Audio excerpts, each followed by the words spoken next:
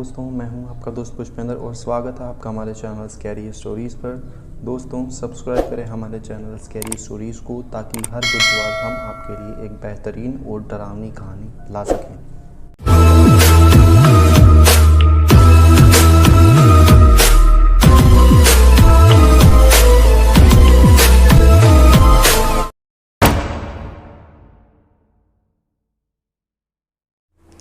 मेरा नाम राजीव है और आज मैं आपको कोई भूतिया घटना तो नहीं सुनाने वाला, लेकिन मेरे साथ हुई एक ऐसी घटना बताने जा रहा हूँ जो किसी भूतिया घटना से कम भयानक भी नहीं है।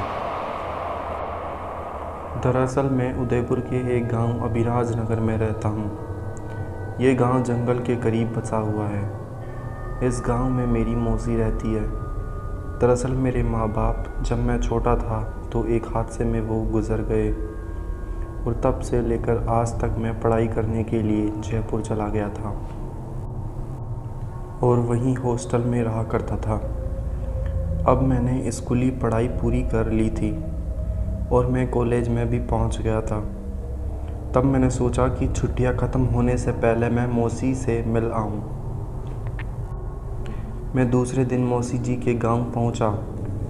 वहां घर पर मौसी जी का एक लड़का भी रहता था जो मुझसे छोटा था, तो मैं वहां की आसपास की जगहों को देखने जाता था। मौसी मुझे हमेशा कह देती थी कि दिन में तो कहीं भी चले जाया करो, लेकिन रात में घर के अंदर ही रहा करो, घर से बाहर मत निकला करो। मौसी जी की ये बात बार बार बोलने से मैंने एक दिन पूछ ही लिया कि रात को ऐसा क्या होता है जो आप बाहर जाने से मना करती हैं और कोई और भी घरों के बाहर नहीं निकलते। तो मौसी जी ने पहले तो बताने के लिए मना किया, लेकिन मैंने बहुत ज़िद की तो उन्होंने मुझे एक ऐसे अजीब क्रीचर के बारे में बताया जो ना तो एक जानवर था और ना ही पूरी तरह एक इंसान था। पता नहीं मौसी जी कैसी भयानक आकृति की बात कर रही थी, लेकिन मैं बचपन से शहर में रहकर पढ़ रहा था और मौसी जी ने हमेशा मुझे इस गांव से दूर ही रखा था। वो मुझे शहर जाकर ही मिलाती थी।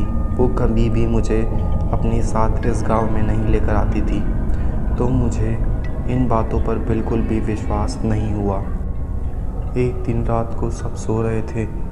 मैंने अभिषेक, जो कि मौसी जी का लड़का था, उससे कहा कि मुझे इस क्रीचर वाली बात पर ज़रा भी भरोसा नहीं है, तो आओ चलो हम जंगल में स्थित नदी के पास चलते हैं। वहाँ की ठंडी हवाओं का हम आनंद लेंगे। वैसे भी मुझे नींद नहीं आ रही है और परसों तो मैं वैसे भी शहर चला जाऊँगा। तो उसने घबराते हुए मुझे मना कर दिया और मुझसे कहने लगा कि घर के बाहर मत निकलना और जंगल की तरफ तो बिल्कुल भी मत जाना।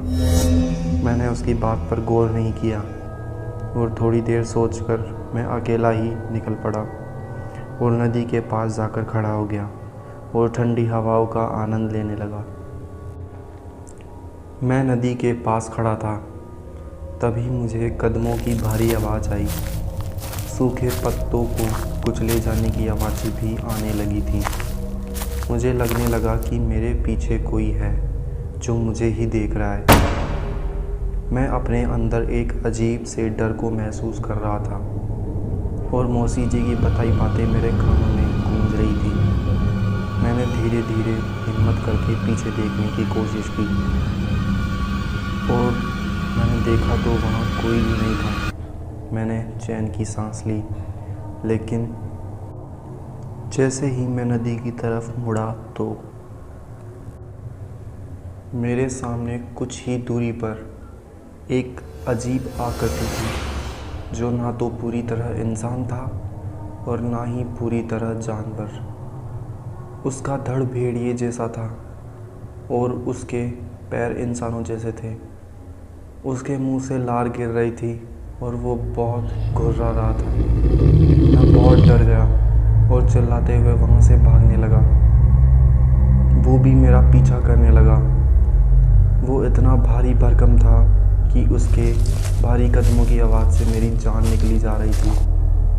मैं पूरी जान लगाकर भागने लगा।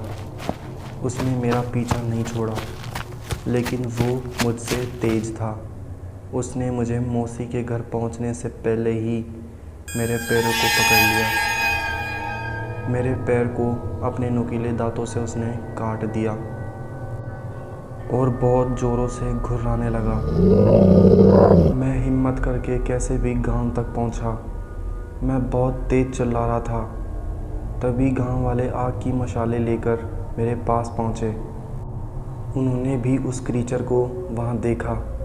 वो आग से डरने लगा और वो पीछे हटने लगा और देखते ही देखते वो जंगल की तरफ भाग गया।